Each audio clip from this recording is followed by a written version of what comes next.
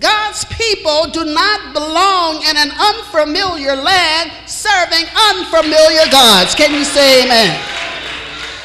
And so Elimelech was married to a woman by the name of Naomi, whose name means pleasant.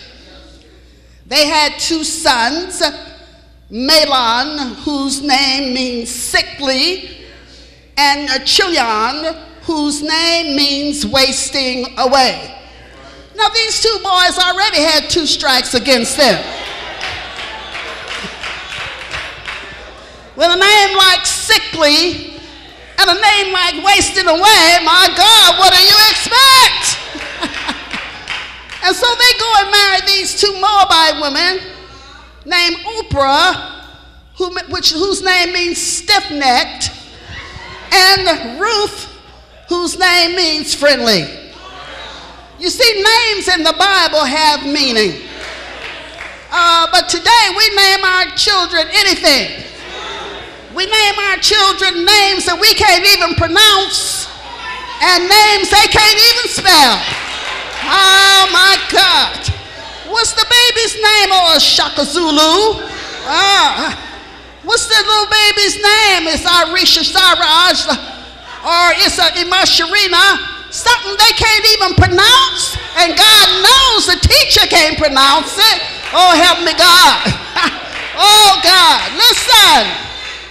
I don't know how long these two sons have been married, but before either one of them could bless Naomi with grandchildren to carry on the family lineage, Elimelech, Mahlon, and Chilion died. Now there was no one to carry on anything, and these three women were left alone. Naomi is now the head of the family, and so she decides to take her two daughters-in-law and move them back to Judah. Seemed like a good decision.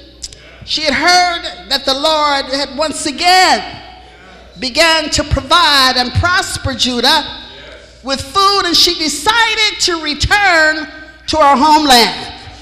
Now, isn't it ironic that the thing that took her away from Bethlehem was now bringing her back? The famine. Listen, folks, the thing that takes you away from the church just very well may be the very thing that brings you right back. Hallelujah. So you might as well stay where you are. And so, as they begin to travel on, Naomi said, wait a minute. I don't have anything to give y'all. I don't have no more sons for you to marry. I don't have no money to give you. And so you might as well go back home. Why should you follow me? Can you imagine? She's out there in the middle of nowhere, in a land with pagans and idol worshipers. And now every member of her family is gone, and she feels like she has been left alone with nothing. Sometimes, my friends, when it's in our darkest hour and the time when we feel all alone, is a very good place for God to step in. Can I get a witness up in here? He's working it out all the time. You may not see him working out. You may not feel him working it out, but he's working it out on your behalf. Hallelujah. And so Naomi undoubtedly felt a lot like the Apostle Paul, who said, we're troubled on every side, yet not distressed. We're perplexed, but not in despair. We're persecuted, but not forsaken, cast down, but not destroyed. And though we may have issues right now, we're not discouraged because the Lord is working it out. And so Naomi began, being the woman that she is, saw no future in her daughters-in-law being with her. So she instructed them to go back to their own home, back to their own parents, and back to their own stuff.